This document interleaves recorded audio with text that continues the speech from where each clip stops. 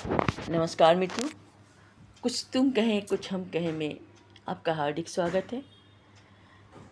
कभी कभी ज़िंदगी में हम इतने उदास परेशान हो जाते हैं कि हमें समझ में नहीं आता कि हम क्या करें, और हमारी बातों को कोई सुनने वाला भी नहीं होता।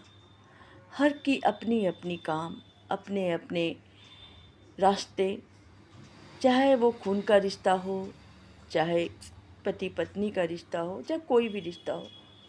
कभी कभी हम खुद को तन्हा, खुद को अकेला महसूस करते हैं, और ये अकेलापन कभी कभी तोड़ने लगता है। खास करके जब महिलाएं 40+ की हो जाती है, या पुरुष भी एक उम्र को पार कर लेते हैं, तो कभी कभी वो जीवन के काम से, जीवन की आपाधापी से थक कर, हार कर टूटने लगते हैं और खोजते हैं कि कोई एक अच्छा मित्र हो, कोई अच्छा साथी हो जो उसके साथ टाइम स्पेंड करें या उनकी बातों को समझें। पर ऐसा हो नहीं पाता, ऐसा नहीं हो पाता। मैंने देखी है कि अक्सर लोग जब अपने उदास होते हैं, खुद उदास होते हैं, तो वो उम्मीद करते हैं कि उनके इर्द गिर्द रहने वाले, चाहे उसके पति हों या पत्नी हो या बच्चे हो या पड़ोसी हो या दोस्त साथी, उनसे बातें करें। लेकिन जब यही सिचुएशन उनके पार्टनर, उसके दोस्त, उसके बच्चे या किसी को भी होता है, तो वही आदमी जब अपनी चिंता, अपनी तनाव से मुक्त हो जाता है, तो वो राय देता है, खींच जाता है। और बहुत ऐसा भी होता है कि लोग कहेंगे कि वो कहेंगे कि तुम बेकार बैठी हो या बैठे हो, तुम्हारा तो कोई और काम नहीं, कितना लोग तुम्हारे पास रहेंगे, तुम उटपटांग बोलते हो या बोलती हो, समथिंग समथिंग समथिंग। पर क्या कभी आपने महसूस किया कि हम दूसरों का सहारा क्यों लें? लोग अगर हमें इग्नोर करते हैं, चाहे वो मेरे पति हों, चाहे बच्चे हों, चाहे माँ हो, चाहे बाप हो, हर इंसान को अपनी ज़िंदगी की लड़ाई खुद लड़नी होती है।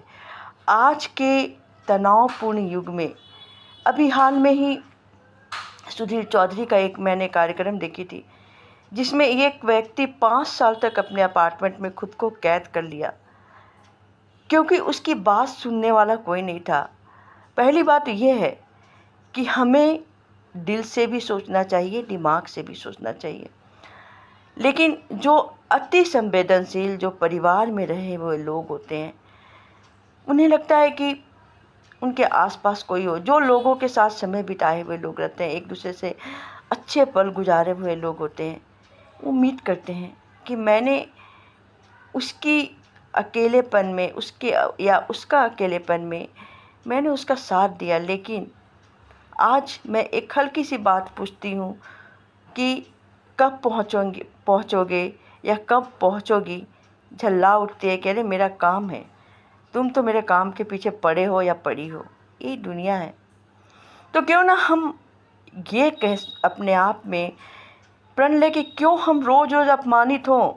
जिन अपनों के लिए हम सोचते हैं, जिन अपनों की हम फ़िक्र करते हैं, उन्हें हमारी फ़िक्र में बेवकूफ़ाना हरकत लगती है, झल्लीपन लगता है कि पागल वाला हरकत कर रही है। ठीक है, किसी के लिए सोचना, अपने परिवार के लिए, अपने घर के लिए, अपने बच्चों के लिए सोचना, अगर किसी पुरुष या औरत के लिए उसकी खैरियत पूछना, अगर झल्लाहट वाली या झल्लीपना दिखता हो, तो इंसान को अपना रास्ता खुद निकाल लेना चाहिए।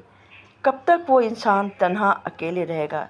तो मेरा मानना यह है कि कुछ अपनी बातें दिल को कहो, कुछ दिल की धड़कन अगर तुम्हें कुछ कहती है उसको सुनो, क्योंकि ये दिल की धड़कन जब तक धड़कती है तब तक तो हमारी सांसें हैं।